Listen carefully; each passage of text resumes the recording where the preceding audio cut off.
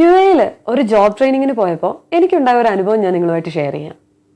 കുറച്ച് ദിവസം മുമ്പ് അജ്മാനിൽ ഒരു ജോബ് ഇൻ്റർവ്യൂവിന് പോയതിനെ കുറിച്ചിട്ട് ഞാനൊരു വീഡിയോ അപ്ലോഡ് ചെയ്തിരുന്നു. ഇൻ്റർവ്യൂവിൻ്റെ നെക്സ്റ്റ് ഡേ തന്നെ HR എന്നെ കോൺടാക്ട് ചെയ്തു. കമ്പനിയിൽ ജോയിൻ ചെയ്യുന്നതിന് മുമ്പ് തന്നെ ഒരു 7 ഡേ ജോബ് ട്രെയിനിങ് അറ്റൻഡ് ചെയ്യുന്നതിനെ കുറിച്ച് സംസാരിച്ചിരുന്നു. കമ്പനി അക്കോമഡേഷൻ ഉള്ളതുകൊണ്ട് തന്നെ അവിടെ അക്കോമഡേറ്റ് ചെയ്യാം എന്ന് പുള്ളിക്കാർ സംസാരിക്കുകയും ചെയ്തു. 7 ഡേയ്സ് കുക്ക് ചെയ്യാനുള്ള സൗകര്യം ഇല്ലായിരുന്നുകൊണ്ട് തന്നെ ബ്രെഡും സ്മൂതിയും മാത്രമായിരുന്നു എൻ്റെ ഫുഡ്. എംപ്ലോയീസിൻ്റെ ആക്ടിവിറ്റീസ് സൂപ്പർവൈസ് ചെയ്യലും ഡോക്യുമെന്റ്സ് വെരിഫൈ ചെയ്യലുമായിരുന്നു എൻ്റെ ജോലി.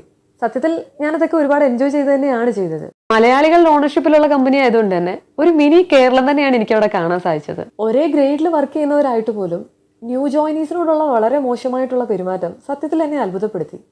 ഇതെല്ലാം ചെയ്യുന്നത് മലയാളികളാണെന്നുള്ളതാണ് മറ്റൊരു അത്ഭുതം.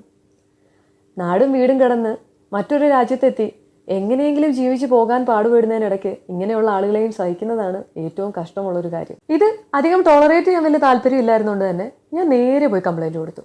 ഇതറിഞ്ഞ് ഒരുപാട് പേര് എന്നോട് നന്ദി പറഞ്ഞു. ഞങ്ങൾക്കും കൂടി വേണ്ടിയാണ് നിങ്ങൾ സംസാരിച്ചതെന്ന്. സത്യത്തിൽ അത് കേട്ടപ്പോൾ എനിക്ക് ഒരുപാട് വിഷമം തോന്നി. അങ്ങനെ എത്രയോ പേര് ഫിസിക്കൽ ഹെൽത്തും മെൻ്റൽ ഹെൽത്തും കോംപ്രമൈസ് ചെയ്ത് നാട്ടിലുള്ള ഫാമിലിക്ക് വേണ്ടി അഹോരാത്രം പണിയെടുക്കാൻ വേണ്ടി വിധിക്കപ്പെട്ട ഒരുപാട് ആളുകൾ നിങ്ങളുടെ കൂട്ടത്തിലും ഇങ്ങനെ ആരെങ്കിലുമൊക്കെ ഉണ്ടെങ്കിൽ ദയവ് ചെയ്ത് അവരെ ബുദ്ധിമുട്ടിക്കാതിരിക്കാൻ ശ്രമിക്കുക. എല്ലാവർക്കും കുടുംബമുണ്ട്. എല്ലാവരും ഈ വേദനകളും സഹിച്ചിവിടെ നിൽക്കുന്നത് സ്വന്തം കുടുംബത്തിനെ ഓർത്തിട്ട് മാത്രമാണ്. സോ നമ്മളെക്കൊണ്ട് ചെയ്യാൻ പറ്റുന്ന രീതിയിൽ അവരെ സപ്പോർട്ട് ചെയ്യാനായിട്ട് ശ്രമിക്കുക.